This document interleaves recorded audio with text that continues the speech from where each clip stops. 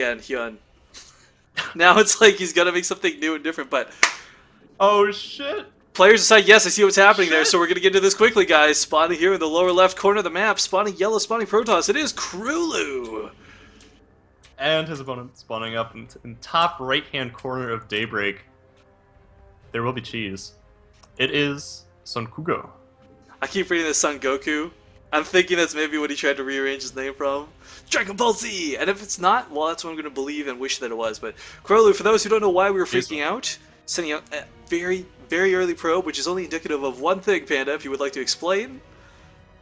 This will be a cannon rush or proxy gates. Actually, this is a very bold proxy gate location. Normally, you'll see players hide the gates more south or to the more fourth base location, but That's what makes me think it's going to be a forge. yeah, this is not I could typical. be wrong, but he's definitely not producing. He isn't actually producing any more probes. Well, we're gonna find out here in a sec. Yeah, we'll be gateways. Yeah, generally with a forge build, you get that 10th probe out. So this is interesting. I haven't actually seen this being utilized in Heart of the Storm yet. This is going to be pretty interesting, guys. Now, the thing is, 2-gate proxy, the strength in it relies, I feel, more on your Zerg opponent panicking more than the actual strength of units. Because if you keep a calm head, like, highly recommended. If you guys don't know who he is, FXO Happy Zerg, I think it's cheesed more than any other player in existence. And no, he can't lose that probe! Panda! So there was actually only one gateway planned here, most likely. And yeah, KróLu is actually laughing a little bit about that. Yeah, no mineral wonky from that. But anyways, sorry, I was saying if you guys want to see someone hold off a lot of cheese, check out Happy Zerg. That guy gets 2-gate proxy and proxy racks more than anyone else in the universe. But KróLu cracking me up here with we'll have to see what happens because spawning pool's not up yet. It's a little further off. But the Overlord of the Zerg player actually scouted the second probe. And it was briefly in range of his hatchery for a second. I think KróLu was just trying to speed down here to prevent the hatchery from going down a little bit too late, sadly. But there's a forge going down at home, so is he actually going to cannon rush the space? This is going to be such a weird follow-up, and the Overlord's going to scout this. He knows what's coming. Now, of course, Zerglings are pretty good, but Zealots are, with the proper surface area, a lot better. Actually, I like this out of Sonkugo. He will actually just go full offensive, as he's going to assume that KróLu has nothing at home, but with the Forge and just another pylon to block this off, I think he'll be okay, Panda. Yeah. Especially with the Spine Crawler at home, even with 3 Zealots, as long as you have decent micro. Especially once that Queen gets out, too. I mean, man. Yeah, you really need 4 or 5 to break that. Especially, I mean, look, it's going to be so hard to funnel in there through the spawning pool, through the geyser. It's really nicely positioned, but actually moving it forward might hurt more than help. Yeah. And well, Zergling's coming here to the main, and KróLu with the cannon down, going to keep them shut out. So now completely and entirely relying on this one gate for pressure, and yeah, it's a really unfortunate position he finds himself in right now. I really would have liked to see him potentially cannon rush the natural hatchery of the base, or like the third, whatever you want to call it as. As a caster, I have mixed feelings about what I should actually refer to this, because this situation occurs a fair amount in ZVP games. Like, what do you refer to the space as? His third, his natural, his like weird bastard child of a natural. Like I don't even know. I would just refer to it as weird. Weird. That's about it. His weird base over here. Yeah. But okay, Queen actually going to come and boldly start poking down the ramp. He's got to be careful because the cutoff for that spine range is right about at the top of the ramp. The Zerglings are actually just getting picked off by the cannon. Going for the natural over here. These Zealots will have no problem taking this fight, especially in the mineral line. Absolutely. Yeah, like, this is a really good position for KróLu. I think this is step by a Zerg player. Yeah, KróLu going to take a nice fight, slaughtering Zerglings here. Queen coming out can try to kite, but only for so long, because once you run that Queen off creep, that's it. And almost getting us around on it even, but here come the Zerglings. Can he did manage to get a creep tumor down there, but he hasn't killed any of the Zealots, so they just lost shields. I mean, resources lost, guys. 12 more Lings are coming out right now. Cybernetics Core on the way for our Protoss. This is kind of interesting, though. The way KróLu has set up the natural base is almost like a tower defense map, really. These cannons aren't here to really do a lot of damage, but to pick off as many Lings as possible. Yep. And at home, of course, he's still settling very nice. He's getting a Cyber Core out now, double gas. This is a weird follow-up to a...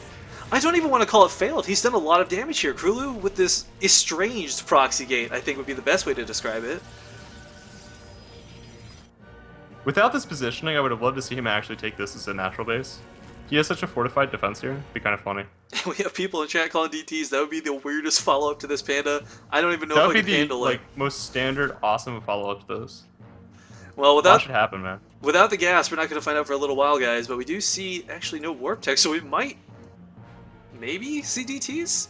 I mean, I guess going with a Stargate. He's actually dancing the Zealots here. Yeah, I caught the end of that. But I mean, like with the one gate forward and no others on the map, I can understand why to skip the warp tech. I mean, you're not warping in units anytime soon, and it's actually going to be a robo. Oh, this is Warp Prism, I would imagine, but I could be wrong. I like the control here by KróLu Zealots too. You'll notice they keep getting poked by the Spine Crawler, but they're not taking any more damage than shields. And, Yep.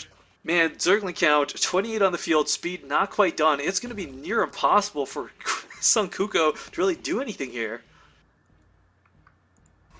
I mean, we have the option of one player going for a Warp Prism, the other going for a Nidus. I mean, he's had the Overlords lurking around for a while.